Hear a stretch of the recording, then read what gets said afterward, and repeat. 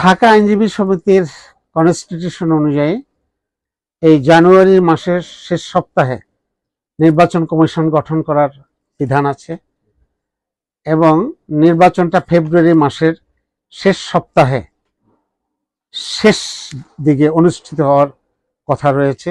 সেই হিসাবে আমাদের ঢাকা আইনজীবী সমিতির নির্বাচনের শিডিউলটা হবে 26 এবং 27 ফেব্রুয়ারি, বুধ এবং বৃহস্পতিবারে। আর এই জানুয়ারি মাসের মধ্যে আমাদের নির্বাচন কমিশন গঠন হওয়ার বিধান রয়েছে।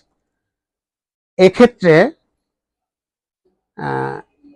এটাই হওয়া উচিত, কিন্তু আমরা শুনতে পাচ্ছি যে যেই কমিটি এখন রয়েছে অ্যাডহক কমিটি, তারা এক্সটেনশন করার জন্য চেষ্টা করতেছে। যদি এক্সটেনশন না হয় সাধারণ সভায়, তাহলে নির্বাচন হবে এবং নির্বাচনের জন্য এই মাসেই নির্বাচন কমিশন গঠন করে তফসিল ঘোষণা করতে হবে। আগামী 26-27 ফেব্রুয়ারির মধ্যে নির্বাচন সম্পন্ন করতে হবে। এক্ষেত্রে যারা এখন অ্যাডহক কমিটি রয়েছে তারা কি পদক্ষেপ নিচ্ছে এটা আসলে এই মুহূর্তে আমরা সাধারণ আইনজীবীরা জানি না। অনেকে মনে করেন যে ইতিপূর্বে কয়েক বছরের নির্বাচনে দলীয় প্রভাবের কারণে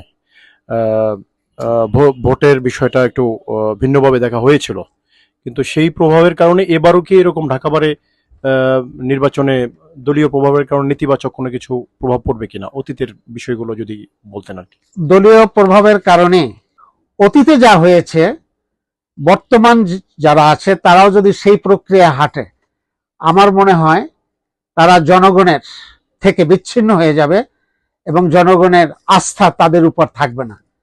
আমি মনে করি অতীতের অভিজ্ঞতা নিয়েই এখন যারা আছে তারা সামনে আগাবে। গণতান্ত্রিক অধিকার জনগণকে যেভাবে দিবে, ঠিক আমাদের আইনজীবী সমিতিগুলোর যে নির্বাচন, সেখানেও সাধারণ আইনজীবীরা যাতে স্বতঃস্ফূর্তভাবে ভোট দিয়ে তাদের নেতা নির্বাচন করতে পারে, যাতে কার্যনির্বাহী কমিটি নির্বাচিত করতে পারে, সেই প্রক্রিয়াকেই তাদের ত্বরান্বিত করা উচিত। এর ব্যত্যয় ঘটলে, এর থেকে তারা সরে গেলে, তারা আবার আইনজীবীদের এবং জনগণের রোষানলে পড়বে বলেই আমি মনে করি এবং সেটা তাদের জন্য খুব ক্ষতিকর হবে। সেটা তাদের জন্য ভবিষ্যতে একটা খারাপ নিদর্শন সৃষ্টি করবে বলে আমি মনে করি।